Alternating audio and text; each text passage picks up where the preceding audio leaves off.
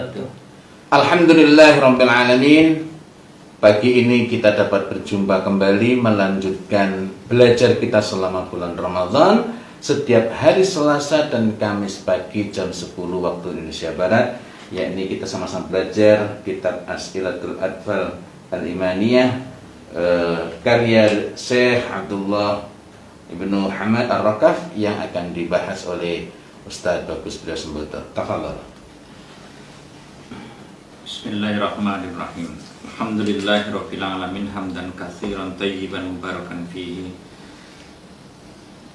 Allahumma shalli ala Muhammad wa ba'd. Pembicaraan kita kemarin yakni dasar-dasar pondasi-pondasi yang pendidikan dibangun di atasnya. Kemarin kita ada yakni asas ma'rifi dan asas amali. Nah, berkaitan dengan pondasi yang berkenaan dengan amal itu terbagilah menjadi 3 yang sebagiannya sudah kita bicarakan kemarin. Yakni pendidikan itu dibangun asas amali yang padanya ada kita bisa bagi menjadi 3, yakni ubudiyah, bahwa pendidikan yang berhasil haruslah menghasilkan peribadahan yang baik dalam rangka menyempurnakan hak Allah Subhanahu wa taala. Dan ini ubudiyah itu dibangun di atas isti'anah, yakni permohonan pertolongan kepada Allah Subhanahu wa taala. Yang kedua mujahadah, yakni usaha keras untuk menyempurnakan peribadahan ini sehingga bisa senantiasa istiqomah tegak menjalani kebaikan ini, ibadah ini. Kemudian yang kedua tatbiq, yakni ini dimasukkan dalam asas, yakni tatbiq, penerapan atas pengetahuan yang sudah dipunyai. Penerapan atas pengetahuan, pengamalan atas pengetahuan yang sudah dipunyai. Karena pengetahuan tidaklah dipelajari hanya sekedar untuk pengetahuan, supaya dia terasakan manis faedahnya itu haruslah di dalam al-Islam ini, tarbiyah Islam ini haruslah adanya pengamalan, penerapan dari pengetahuan yang sudah dipunyai. Bahkan kalau kita ingat di surat Al-Isra ayat 4 hingga ayat 47 itu kita dapati bahwa Allah Subhanahu wa taala itu memberikan isyarat kepada kita yang namanya faham. Namanya faham itu, terutama memahami Quran, itu bukanlah sekedar memahami arti kemudian lafaz-lafaz, tidak. Tetapi justru berbasis yang namanya faham itu ditandai dengan mau menerima kebenaran Quran ini, kemudian mampu mengikuti apa yang diserukan, kebaikan yang diserukan kepadanya. Maka jika tidak begitu, hanya sekedar mendengar lafaz-lafaz, membaca lafaz-lafaz, memahami konsep-konsep tanpa mau untuk menerapkannya, ini bukan disebut dengan faham. Maka pilar yang kedua ini adalah mengamalkan pengetahuan yang sudah dipunyai, karena basicnya adalah karena amal itulah, penerapan ilmu itulah yang menyebabkan nanti seseorang itu bertambah-tambah derajatnya di akhirat, di sisi Allah Ta'ala. Gitu. Kemudian yang ketiga, fondasi amali dalam tarbiyah Islamiyah ini adalah akhlak. Oh ya, ini pembicaraannya sesungguhnya asalnya begini. Akhlak itu pada asalnya itu adalah kualitas batin. Jadi kalau lahiriah itu namanya kholqun. Silahkan diingat doa ketika seseorang bercermin itu. Allahumma kama hasanta khalqi fa ahsin khuluqi. Maka khalqi itu bagian lahiriah. Jika menata lahiriah itu namanya asalnya adalah Adam. Nah kemudian khuluq itu adalah batin. Yang tataan batin, tata krama batin itu namanya akhlak. Asalnya begitu. Hanya saja ketika istilah itu dipakai dengan sebutan akhlak saja, itu kemudian menjadi kepahaman bahwa ini adalah tata krama batin yang juga mencakup tata krama lahir. Dan ini adalah buah. Ini adalah buah dari pengetahuan, buah dari kebaikan yang mengeram di dalam hati. Maka hal ini sangat penting diisyaratkan, dinyatakan sebagai tujuan besar dari diutusnya Rasul itu adalah untuk menyempurnakan kebagusan akhlak. Jadi segala pendidikan, keimanan, pengetahuan, segala curahan, segala pelatihan yang dilakukan Rasul, dakwah, kampanye, seruan yang dilakukan Rasul, itu nanti buah manisnya, sosok indahnya dari tarbiyah Islamiyah itu adalah wujudnya akhlak yang baik. Baik, terutama akhlak yang berkenaan dengan tata krama batiniahnya, yang terekspresikan, yang nampak keindahan dan manisnya pada tata krama lahiriahnya. Menikah. Saudara-saudara, kalau segenap muslimin dalam pendidikan, terutama pendidikan keimanan pada anak-anak ini kita perlu membahas mengenai contoh-contoh, sampel-sampel mengenai pendidikannya, pendidikan anak-anak ini. Kenapa itu penting? Ini ulama mengatakan inna dhurbal namadij amal al-amaliyah min ahamil umur allati tusaidu ala tasbitil mabadi wal qayyim. Ini saya bacakan karena indahnya, pentingnya ungkapan ini, yakni membuat contoh, membuat sampel pengamalan itu merupakan salah satu urusan terpenting yang menolong untuk meneguhkan fondasi, meneguhkan dasar. Jadi urgensinya membuat contoh itu untuk membantu tasbih, meneguhkan dasar. Dan orang dalam banyak ilmu itu lebih akan mudah nancep, kokoh itu kalau dia tahu contoh dari berbagai konsep, contoh dari berbagai urean-urean panjang hal yang dia pelajari. Maka dalam rangka menolong pengokohan dasar, pengokohan ketegaan dari pendidikan ini, perlu kita menengok contoh-contoh dari Rasulullah SAW dan sahabat-sahabat fi takwinil bina'il imani lil atfal, dalam hal membentuk bangunan keimanan pada anak-anak.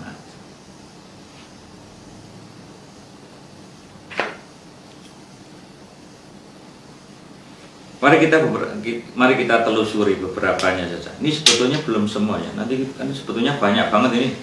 Banyak banget, tapi ini contoh bagaimana program pendidikan keimanan pada anak-anak ini dilakukan oleh Rasul dan para sahabat, baik dengan perkataan maupun dengan perbuatan.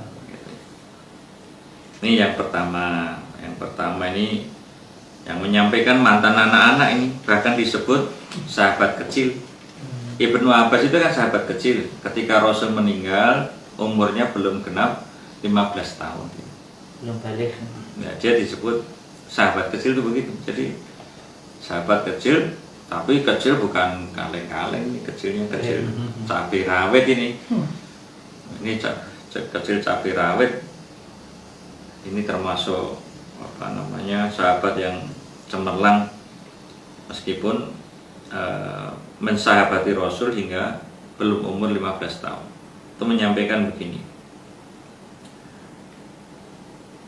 Ini ketika menyampaikan bahwa Rasulullah SAW itu memohonkan perlindungan kepada Allah Ta'ala bagi Hasan dan Husain.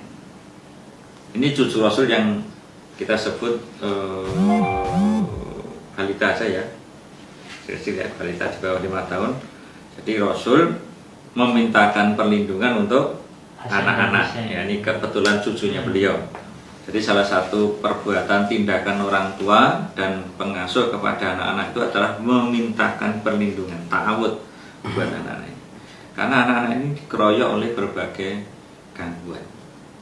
Gitu.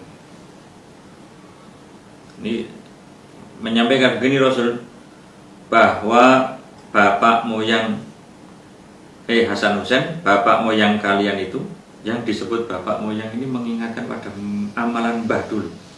Ini sekaligus disisipi ulasan gini ya. Jadi salah satu hal penting itu kan ta'awud, dan salah satu cara penyampaian yang baik itu adalah mengkaitkan anak itu, mencantolkan dengan dengan amalan atau dengan adat hasanah mbah-mbahnya. Gitu. Itu salah satu hal penting yang kita ingat kadang-kadang dan ini lupa. Itu mbahmu dulu, Mbah Ibrahim itu memintakan perlindungan untuk Ismail dan Ishak, ini putra Ibrahim dan merupakan mbah-mbah juga dari orang-orang beriman. Ini Rasulullah dan Hasan Husain ini. Ya.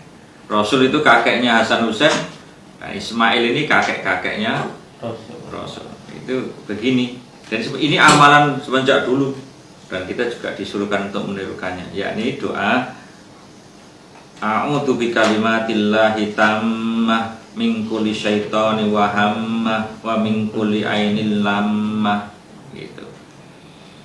Ini Nabi Ibrahim mendoakan untuk anaknya, yang kemudian Rasul mendoakan untuk cucunya, dan kita disuruhkan mendoakan dengan doa ini buat anak-anak yang terancam, yang terganggu, akan terganggu, yakni berlindung kepada kalimat Allah dari syaitan, dari bahaya kegermetan, ya, binatang-binatang, dari bahaya juga ini kejahatan pandangan, gitu.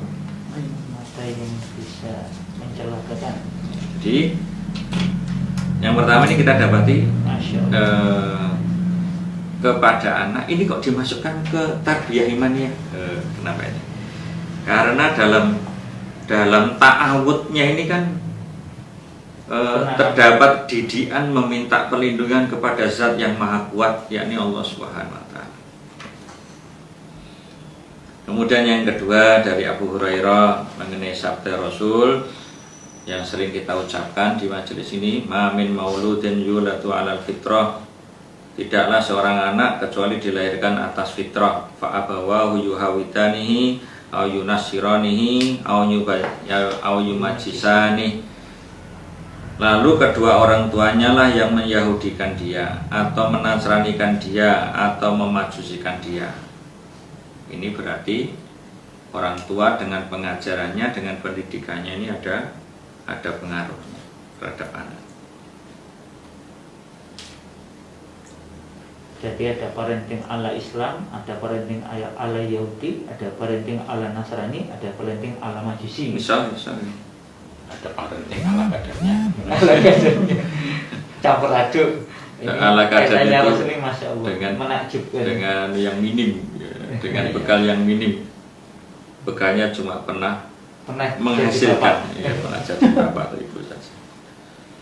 Kemudian contoh yang ketiga tarbiyah imaniyah. Ini contohnya, sampelnya yang ketiga sekarang dari Umar bin Abu Salamah. Jadi nama Umar itu digunakan oleh orang Arab banyak, bukan hanya bin Khattab saja, tapi ada Umar bin Abu Salamah. Ini anak tiri Rasul. Karena ibunya itu dinikahi Rasul dalam keadaan janda sudah punya anak. Dan ibunya ini juga ajaib. Ibunya tuh dulu sangat cinta sama suaminya. Karena suaminya orang baik. Sampai ngomong, wah ini nggak mungkin saya ini punya suami lagi karena nggak ada orang yang lebih baik daripada Abu Salamah. Cuma ketika Abu Salamah meninggal, Ummu Salamah dapat musibah. Ummu Salamah doanya begini, diajari Rasul juga. Doanya begini, inna lillahi wa inna ilaihi rajiun. Terus Allahumma jurni fi musibati, ya Allah berilah ganjaran padaku dalam musibahku ini. Nah, yang ketiga ini. Nah, yang ketiga nih, walufli khairam minhu, dan berikan ganti untukku yang lebih baik daripada dia. Di kemudian hari dia dilamar Rasul. Ya sudah, dia nggak bisa nolak karena dia itu, iya, karena itu sesuai dengan doanya. Ini punya anak tirinya juga disayang oleh Rasul. Jadi Rasul ini menyelisih pepatah itu bahwa bapak tiri lebih kejam dari bapak. Karena itu pepatah gak jelas tuh. Itu pepatah dibuat oleh anak tiri yang jengkel pada ibunya, ibu tirinya, dan juga sengsara di ibu kota. Makanya dia membuat pepatah. Umar mengatakan begini, saya ini waktu masih anak-anak dalam pengasuhan Rasulullah SAW. Nah, tanganku itu muter-muter, tangannya ini apa? Melintas-melintas, beranyangan di piring besar. Karena Rasul itu rumah tangganya punya piring gede, punya piring besar yang bisa untuk makan jamaah 4 orang, 5 orang. Maka ini anak tiri makan bersama bapaknya. Terus dia kurang sopan. Apa dosa atau enggak? Tapi kurang sopan. Maka kekurang sopanan itu ternyata harus diluruskan semenjak kecil. Masya Allah. Bukan hanya dosa saja. Oh, enggak apa-apa masih kecil. Ini enggak dosa saja loh. Tapi ini contoh bagaimana kurang sopan itu juga perlu diperbaiki. Maka tangannya geranyangan, tangannya itu meloncat-loncat, melintas-lintas batas di piring gede itu makan berjamaah. Maka Rasul berkata kepada putra tirinya ini, lihat juga ini, karena ini mengandung cara didik ini. Ini didiknya nih, ya gulam, panggil dulu untuk menarik perhatian dan menyentuh hatinya. Ya gulam hele, bukan langsung dibentak. Apalagi 2 oktav. Itu namanya nyanyi rock.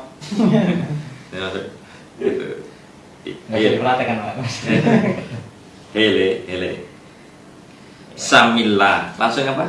Diberi petunjuk langsung. Samillah. Sebutlah nama Allah.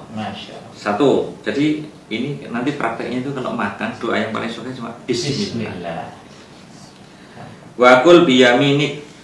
Petunjuk yang kedua, makanlah dengan tangan kananmu, wakul mimma yalik, dan makanlah dari apa yang dekat denganmu. Maka ini sentuh hatinya, tarik perhatiannya. Kemudian yang kedua, beri petunjuk teknisnya ya dengan baik. Dan ini sekaligus meringkas adab makan yang paling pokok. Itu ada 3 ini, yakni membaca basmalah di awal, yang kedua tangan kanan dipakai untuk makan meskipun orangnya juga kidal, dan kemudian yang ketiga adalah makan dari yang dekat. Makan dari yang dekat ini kalau makanannya sama, tapi kalau makanannya itu beda-beda, itu boleh ngambil atau minta tolong untuk diambilkan yang agak jauh. Kalau enggak gitu ya sorong. Nah, sini bagian sambal, ayamnya di sana. Kalau mau ngambil ayam ditegur, jangan ngambil jauh-jauh, ngambil yang dekat. Bisa diare pak, bisa mulus. Maka ini butuhnya, ini kan ini mantuk hadis. Ini butuhnya paham mafhum hadis itu bagaimana. Kalau seluruhnya cuma dipraktekkan yang apa? Yang di gini saja pak. Nanti yang sana juga mulus pak. Apa? Karena pengen sambal pak. Oh, enggak mulus ya, cuma ngecas saja kalau sana. Tapi kalau sini kan berakibat fatal. Allah. Kamu penak, kamu empuk, aku lombok tok. Itu maksudnya waktu mimma yalik tuh kalau sininya Iya. sama, kamu nggak usah gini-gini gitu ya. Jangan sambil semua ya. Gitu ya. Ini contoh, ini bagaimana Rasul mendidik anak-anak Allah. semenjak kecil. Dan ini termasuk tarbiyah imaniyah ini. Tarbiyah imaniyah ini bisa dipraktekkan juga, ditatbikkan juga di majelis makan. Bukan hanya ngajar di kelas itu, ya ini mengingatkan makan terkait dengan Allah SWT. Tadi yang pertama di majelis kasur, Pak. Yang tadi majelis, Mau tidur. oh ya ini dimintakan petunjuk. Ini sekarang majelis makan. Oke, yang nomor 4 ini dari Ibnu Abbas lagi. Masya. Yakni dia berkata, aku di belakang Rasulullah SAW suatu hari. Maksudnya di belakang ini gonceng. Jadi ini majelis goncengan. Oh, asik nih. Iya, majelis goncengan. Jadi ruang belajar itu bisa juga di kendaraan, gitu loh. Bukan cuma sekolah aja, di kelas aja. Ini ruang belajar juga bisa di kendaraan. Jadi menanamkan iman itu sekali ayo nak jalan-jalan. Nah, bisa begitu. Orang, mari aku tanamkan iman. Dinyalakan apa namanya itu? Sini Ngadap ini. Oh, terus sini. tegang amit. SKS. Ini sambil kendaraan. Ini juga kendaraan juga jangan diem-dieman aja, apalagi dengan katanya mau waktu yang mesra dengan istri, goncengan dari Jogja naik motor ke Jakarta menengai. Iki ojek apa? Yang bonceng tidur, Pak. Oh iya, ini dijak omong. Dan Rasul Masya Allah ini memberikan contoh. Kata tadi pas majelis makan, ya gulam gitu juga ya. Ini juga ketika goncengan mengejak ngomong ya gulam ele, disapa dulu, ditarik perhatiannya gitu, sentuh hatinya. Inni u'allimuka kalimat, aku akan mengajarkan kepada kamu beberapa kalimat ini. Kalimat penting ini. Yang pertama, ihfadillah yahfadka. Kamu jaga Allah, Allah akan jaga kamu. Ini juga perlu dimafhumi nih. Perlu difahami apa yang dimaksud dijaga. Menjaga Allah itu kan Allah itu maha besar, maha kuat. Maksudnya menjaga syariat Allah. Kamu jaga syariat Allah, Allah akan jaga kamu. Maksudnya gitu. Ihfadillah tajidahu tujahat, jagalah Allah, kamu akan dapati Allah itu di depan kamu. Di lain riwayat itu amamak, begitu bunyinya. Idza sa'alta fas'alillah, apabila kamu mintalah kepada Allah. Wa idza sta'anta fasta'in billah, apabila kamu minta tolonglah kepada Allah. 2.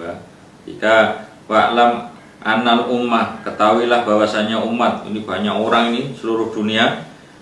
Lawit setama'at ala ayang fa'uk bisyai, seandainya mereka berkumpul, berkolaborasi, bekerja sama bahu-membahu untuk memberikan manfaat, suatu manfaat kepada kamu, lam yang fa'uka illa bisyai'in qad katabahullahu lak, mereka tidak bisa memberikan manfaat kepadamu kecuali sesuatu yang sudah Allah tetapkan buat kamu. Jadi kamu itu, hatimu itu bergantung saja kepada Allah Ta'ala.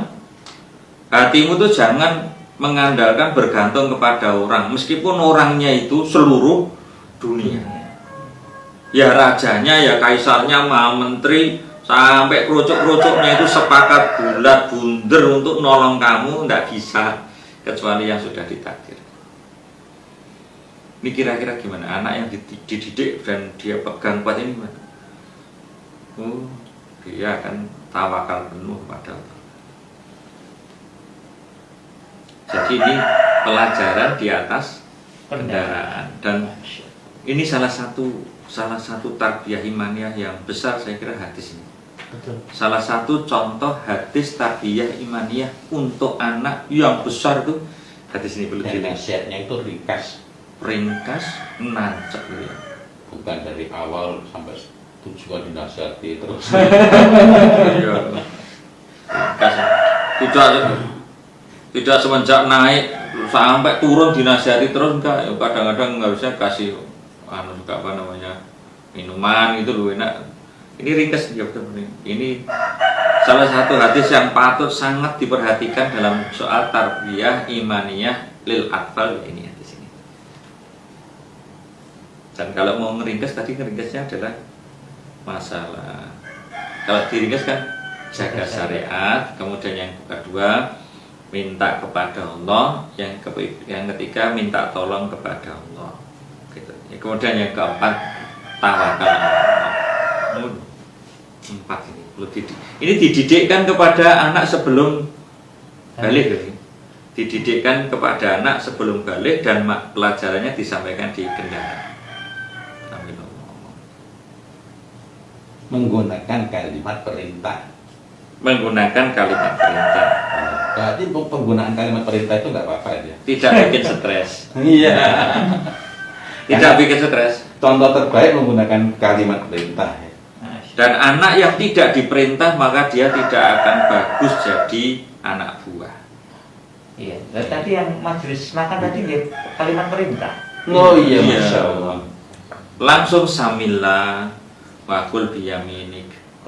Jadi yang harus dilakukan oleh orang tua atau pendidik itu bukan menerangkan bahwa pakai tangan kanan itu baik dan dicintai Allah, tetapi langsung wakul biyaminik. Makan pakai tangan kanan. Filosofinya apa? Orang. Kamu mesti ketularan orang-orang itu, kamu kiranya munyeng-munyeng kamu. Yang jelas khairul hadi dari Muhammad. Ya, ini menarik bahwa karena anak itu masih alal fitrah, sehingga ketika diberi arahan kebaikan dia kan ma'rifatul haq nih. Ya. Sehingga udah terima. Gitu, ya.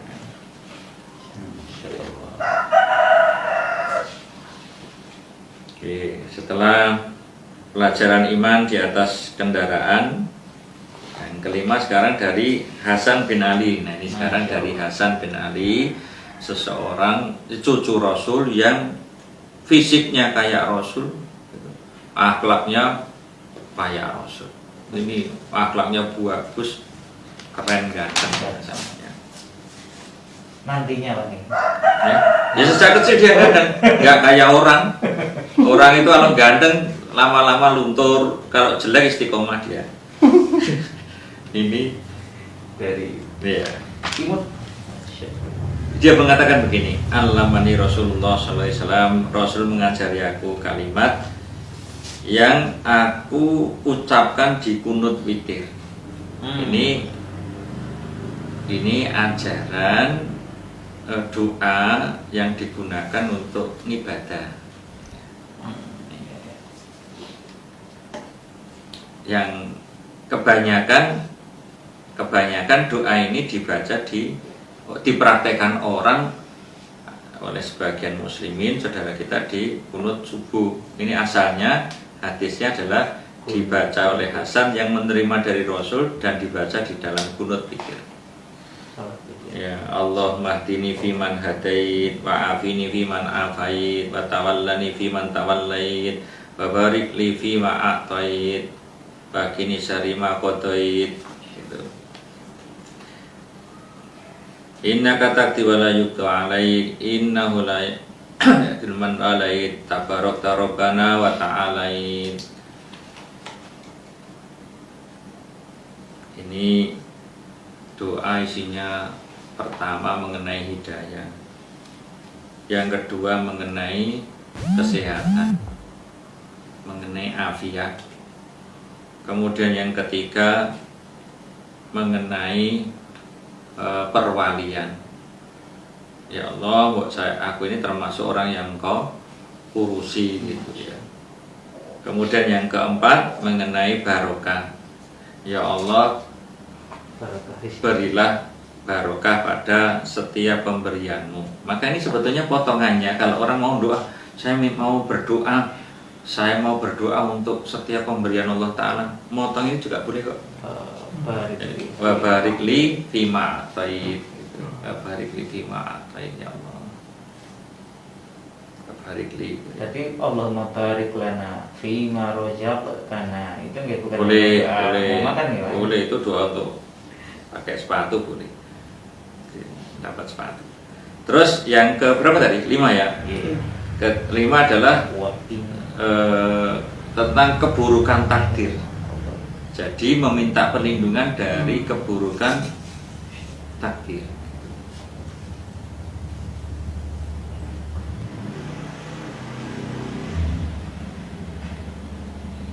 Dan ini keyakinan, ini penanaman keyakinan bahwa Allah itu yang menetapkan, Allah itu tidak dipengaruhi ketetapan orang. Allah itu tidak akan merendahkan orang yang Allah urusi, Allah walain itu tidak.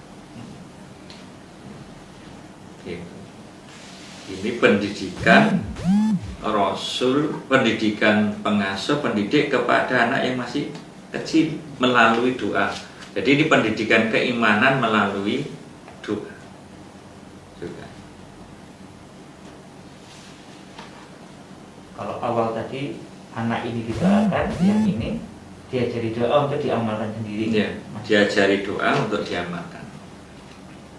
Ini berarti prakteknya kan seperti sebelum sujud nih Kak Sami, atau ini di sujudnya? Ini di kunutnya. Di kunutnya berarti kan sebelum Kunut itu di tengah perbedaan itu adalah ada dipraktekkan ketika iktidal rokaat terakhir gitu. Tapi sebagian mengamalkan sebelum berangkat ruko gitu, di rokaat terakhir. Jadi di rokaat witir terakhir itu ada yang mengamalkannya sebelum berangkat ruko, ada yang mengamalkan sesudah bangkit dari ruko gitu ya bacanya. Dua-duanya boleh. Ya.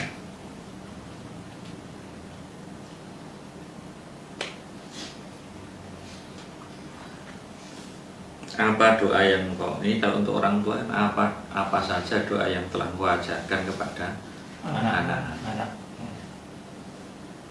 Nanti ada yang bisa, wah ini hadisnya saya malah baru dengar ini. Hadisnya saya malah baru dengar ini, kalau doanya ada witir, ada kunut witir. Padahal orangnya sudah tua. Padahal ini pada asalnya untuk anak-anak kurikulumnya. Jadi anak-anak itu sudah diajari Rasul doa ini. Ada orang yang sudah tua baru kenal. Enggak apa-apa. Kunut nanti witir. malam praktek. Ini ini saya ingin mengingatkan ini dari hadis-hadis ini, ada hadis-hadis yang diriwayatkan oleh anak-anak yang menceritakan pengalaman dididik ketika dia anak gitu ya. Nah, ini ada tadi sudah ada hadis yang disampaikan oleh bukan anak-anak mengenai pendidikan anak-anak yang dilakukan oleh Rasul misalkan. Nah, sekarang ini tadi kan anak-anak nih. Sekarang anak-anak lagi nih. Anas bin Malik, dari Anas bin Malik. Ini menarik ini. Anas bin Malik itu karirnya dimulai dari jadi khatim. Dan ini sekolahnya namanya itu sekolah khidmatul alim, khidmat kepada ngenger kata orang Jawa. Tapi kalau ini disaksikan saudara kita yang bukan Jawa, apa nanti saya tolong dibantu bahasa Indonesianya atau bahasa Inggrisnya ya, Spanyol juga boleh latih. Itu ngenger. Yes. Bahasa Indonesianya nggak ada. Ini Anas dibawa ibunya untuk ngenger kepada Rasul. Rasul ini kan pinter banget ini, lebih dari profesor ini. Jadi dia belajar full. Belajar banyak hal dari kata-kata, perbuatan, kebiasaan Rasul itu belajar dari mursyid. Anas bin Malik berkata, Rasul itu berkata kepadaku, ya bunaya, loh tadi ya gulam, ini ya bunaya. Sentuh hatinya, tarik perhatiannya. Gitu. Idza dakhalta ala ahli, kalau kamu masuk ke tempat keluarga kamu, fasalim, maka sampaikan salam. Kamu kalau ke keluarga kamu kasih salam. Yakunu barokah alaik wa ala ahli baitik, itu akan menjadi barokah atas kamu dan atas anggota keluarga kamu. Ini anak kecil diajari adab yang berisi ini soal adab masuk rumah, datang ke rumahnya sendiri dengan diajari salam. Bah, ini ternyata barang sepele, tapi untuk menjadikan anak disiplin dengan ini ternyata tidak banyak orang tidak berhasilnya. Anak masuk rumah nyelonong saja, bila salam bila kalam. Yang lebih ngeres lagi, masuk rumah langsung minum pakai tangan kiri, Berdiri. buka kulkas. Nah, kemudian salam ini ternyata menghasilkan barokah. Salam itu menghasilkan barokah. Dan ulama menjelaskan salam itu sangat mendasar dalam soal mengokohkan iradatul khair lil khair, itu kehendak baik kepada orang lain. Jadi kan assalamualaikum warahmatullahi wabarakatuh, semoga Allah itu melimpahkan salam sampai barokah kepada kamu, kepada Anda, kan gitu. Ini menetapkan, mengokohkan iradatul khair, kehendak baik pada orang. Ini hidup kalau orang mengucapkan salam dengan sebegitu kalau dengan menghayati ini kan bagus banget ini. Hidup menjadi lebih indah banget ini.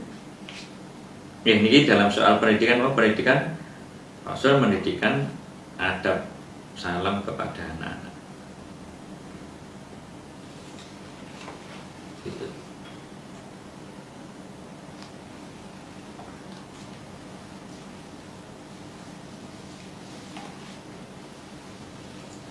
Ini apa? Kemudian yang ketujuh, sekarang kita yang ketujuh. Ini sekarang dari Jundub ini, Jundub Al-Bajali.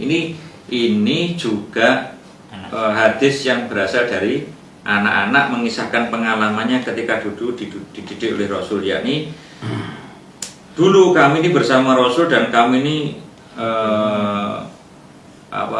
anak-anak gitu ya. Ini kalau di sini diartikan pemuda-pemuda ya. Terus Rasul ini mengajari kami iman sebelum mengajari kami Quran.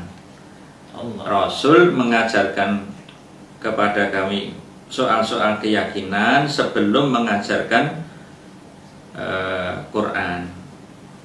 Summa ta'allamnal Quran, kemudian kami ini belajar Quran, maka menambahi keimanan kepada kami dengan sebab belajar Quran itu.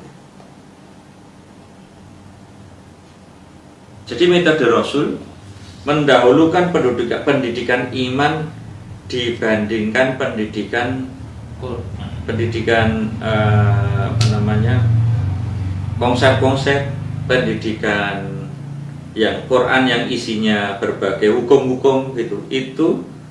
Itu akan menjadi berbarokah, menghasilkan hal yang baik kalau sebelumnya didahului dengan pendidikan keimanan. Saya kemarin mengingat kembali nasihat yang bagus dari ulama ini. Ini nasihat bagus ya. Jadi tanpa syariat dan akhlak, maka ahkamu syariah, ahkamu syariah itu ahkam syariah itu hanya akan jadi alat dan permainan. Saya ulangi. Jadi tanpa akidah yang benar dan akhlak, maka hukum syariat itu hanya akan menjadi alat dan permainan saja untuk orang-orang yang bermaksud tidak baik. Jadi orang itu akan mencari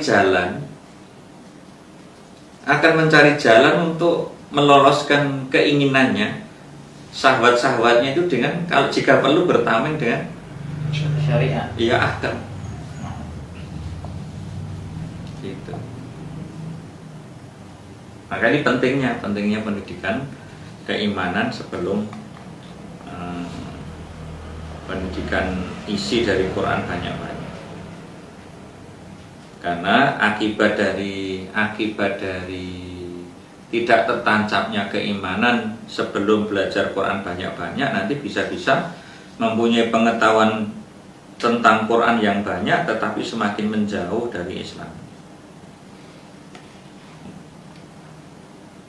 pengalaman anak-anak ini ya. Kemudian yang ke-8 ini pengalaman anak-anak bukan ini. Mama ini. Oh ya ini Mama Ummu Salim Romaisa, ibunya Anas ini. Anaknya tadi Ummu itu Sulaim ya. Ummu Salim Ummu Sulaim. Ya, Ummu Sulaim ini ibunya Anas.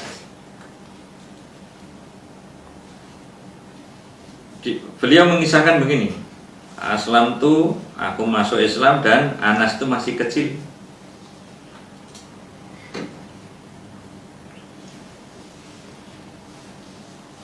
Dan dia ini belum cerdas, belum pintar, dia belum pintar. Dan kemudian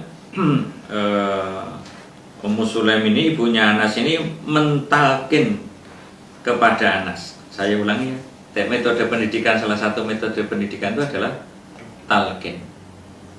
Talqin itu adalah mengucapkan lafaz untuk diikuti. Jadi mentalqin itu mengucapkan kalimat untuk diikuti. Maka kalimat yang diikuti itu yang ditalqinkan adalah la ilaha illallah. Qul la ilaha illallah, qul asyhadu anna Muhammadar Rasulullah. Gitu. Jadi per kalimat gitu. Nggih. Enggak langsung panjang. Ini ternyata apalagi untuk yang ini ya, kita di mana Jawa khususnya ya, ini ternyata talqin ini penting untuk ditalqinkan secara benar. Contohnya begini, nggak benar tuh begini, ada orang mengucapkan, ini kan harusnya ucapannya la ilaha illallah gitu. Lah sebagian orang mengucapannya gini, la ilaha. Jadi sungguh ada ilah ini yang lain selain Allah, maka harus diperhatikan. Maka orang-orang dulu, mbah-mbah di Jawa ini kalau ngajari itu gini, la ilaha illallah, illallah. Memang biasanya dan mengajarkan Allah itu hamzah fathah lam sukun al, bukan wawu, bukan wawu. Maka menyebut itu bukan begini Allah, bukan.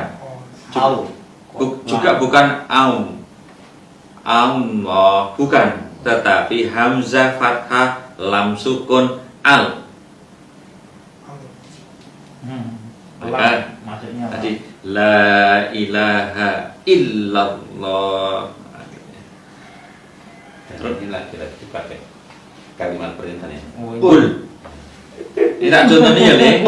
Orang baik-baik itu Merintah-merintah. Mirip mirip yang tadi, cuma yang tadi pakai kaf, ini pakai qaf. Kul kali kul. Oh ini. Nah, ini kamu tirukan. Kamu ucapkan ya, la ilaha illallah, kamu ucapkan ayo. La ilaha illallah. Lagi ya, la ilaha illallah. Ini juga asyhadu bukan ashadu. Ini penting ini. Kalau nggak dilatih nanti anna, hati-hati. Ini ha bukan ha. Maka ini bukan Muhammad. Oh itu ngenyek sekali. Itu nyek-nyekannya orang Yahudi itu ya Muhammad. Oh iya. Ini maka ini bukan ha, ini ha. Ya Muhammadar Rasulullah. Ya, bukan asadu ya. Bukan asadu, bukan ashadu, bukan juga ashadu. Ada e-nya begitu. Ini menarik ini. Ini pengajaran mentalqinkan kalimat syahadat kepada anak. Metode talqin. Ya. Jadi metode talqin itu pentingnya di mana? Salah satu pentingnya metode talqin adalah lisan mendahului tulisan. Ada hal-hal yang harus disampaikan untuk orang-orang yang belum berkemampuan membaca. Demikian juga perbaikan ucapan, perbaikan lisan itu tidak bisa sempurna hanya melalui tulisan, tetapi dengan metode talqin. Alladzina itu tidak bisa dengan tulisan. Nanti dia bacanya alat zina. Saya cara memperhatikan latinnya jadi. Iya. Nah, tidak.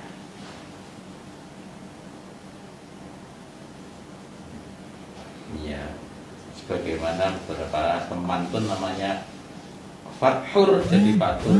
Ya, fathur jadi fatur. Iya. Padahal beda makna. Banyak. Maka ini mengingatkan kepada kita dan muslimin, salah satu metode berasal dari Rasul itu adalah yang kemudian dipraktikkan dari sahabat itu adalah talqin. Dan talqin ini merupakan metode termasuk metode paling otentik, karena Rasul itu terima semua wahyu dengan talqin Dan mengajarkannya juga dengan talqin. dan mengajarkannya dengan talqin juga. Bukan pakai ustaz. Gitu. Maka Quran itu ditalqinkan Jibril kepada beliau, beliau mentalqinkan kepada para sahabat. Kemudian sahabat ini mentalqinkan syahadat. Syahadat ini semenjak kecil. Anak berarti kalau ditanya ini apa mata pelajaran untuk anak, salah satunya adalah talqin kalimat syahadat sebelum bisa baca. Berarti kalau di sini nih di negara kita ini berarti ya dia umur Di sini nggak ada metode nyanyi Pak ya? iya. Sahabat nembang mana? Kok nggak ada? Nggak, saya nggak ketemu ini. Contoh nyanyi gitu ya. Iya. Artinya Tidak ada juga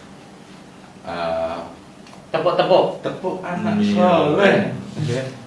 jibak bobo itu tepuk setan ya. Gitu. Bukan anak soleh. Enggak pada kenal kan. Itu ngambil dari itu padahal. Iya. Oke, ini kok contoh yang kita hari ini kita contoh di 9 ini. Kita contoh 9. Ini sekarang ini dari siapa nih? Ibrahim. Ini anak-anak apa bukan? Dari Ibrahim. Kata ini bahwa dia mengatakan begini. Gitu tinggal. Tadi. Ya. Oh ini nih rahimahullah nih. Tabi'an. Oh iya ini kok bukan sahabat ya? Ya. Ditandai. Ya ini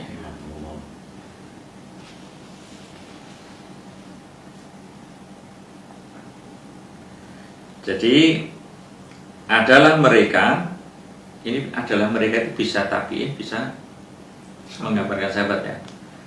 Ini kenapa kok dicantumkan gini? Misalkan ini kok dicantumkan di sini. Katanya dari sahabat. Ini yang ngomong, yang meriwayatkan tabiin mengenai amalan sahabat, gitu ya bisa. Ini kan kanu yastahibuna adalah mereka, maksudnya adalah para sahabat, gitu ya bisa.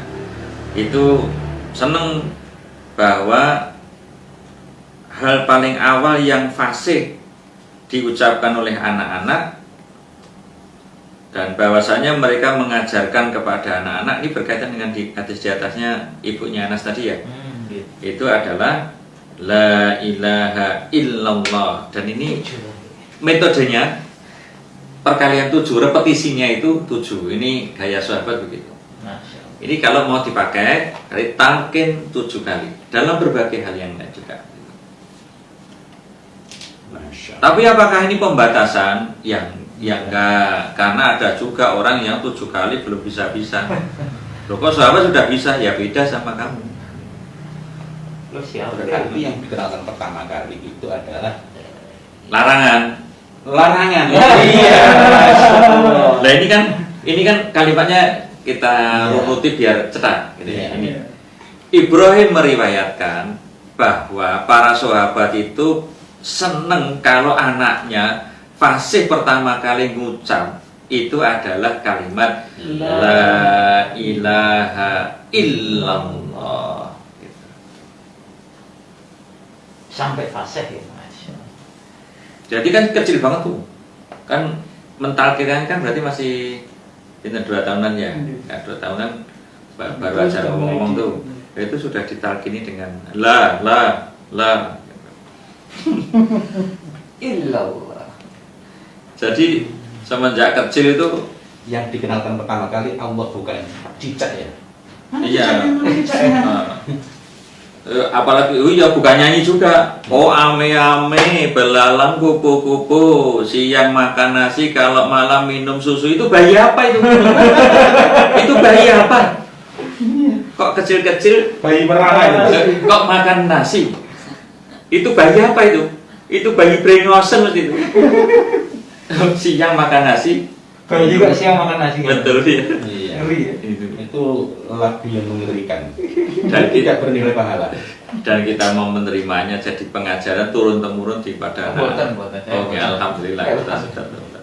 Ini kalau cara para sahabat mentalkinkan kalimat La ilaha illallah. Alhamdulillah. Jadi ini kalau kita ada ulasan berarti ada berbagai kalimat yang dipilih dan didahulukan untuk ditalkinkan dan difasihkan buat anak-anak.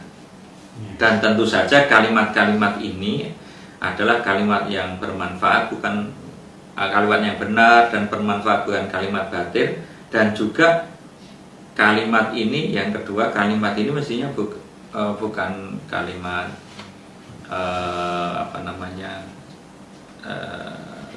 sia-sia yang kemanfaatannya terbatas hanya olah lidah saja. Tapi juga kalimat ini kita dicontoni memilih kalimat-kalimat yang tadi benar, bermanfaat, dan ini berbarokah. Dan kalimat paling berbarokah itu adalah ini kalimat syahadat. Jadi bukan hanya bermanfaat olah lidah, tapi bermanfaat isinya dan juga berbarokah memanggil-manggil kebaikan yang banyak. Berarti 9 metode Contoh sampel menjaga fitrah ya, bagian dari pendidikan imannya pada anak-anak. Dengan demikian anak-anak nggak perlu diajari twinkle little star, karena star itu bukan kecil ya. Iya. Saya tidak nilai pahala. Masya Allah. Oke, menikah berbagai contoh tarbiyah imaniyah yang dari Rasul dan para sahabat, dan ini menjadikan pengokohan atas fondasi pemahaman kita mengenai pendidikan keimanan pada anak-anak. Untuk hari ini saya kira kita Masya Allah, alhamdulillahirrabbilalamin. Mudah-mudahan perbincangan kita, duduknya kita, belajarnya kita pagi ini Allah Ta'ala ridhai, dan mudah-mudahan Allah baguskan keturunan kita lebih baik daripada kita dalam mendidikkan iman kepada generasi-generasi berikutnya. Dan sekiranya ada orang tua yang hari ini baru mulai punya anak, mudah-mudahan perbincangan pagi ini betul-betul bermanfaat dan barokah. Ini yang dapat kita pelajari bersama-sama dari kitab Asiratul Atfal Al-Imaniyah yang ditulis oleh Syekh Abdullah bin Ahmad Ar-Rakaf. Mudah-mudahan Allah Ta'ala karuniakan tambahan ilmu kepada kita dan rezeki kepahaman. Wallahu a'lam bishawab. Ihdinas siratal mustaqim. Billahi taufiq wal hidayah wa ridha wal inayah. Walhamdulillahi rabbil alamin. Insyaallah kita ketemu lagi hari Kamis, dari 2 hari lagi, hari Kamis yang akan datang jam 10. Assalamualaikum warahmatullahi wabarakatuh. Waalaikumsalam.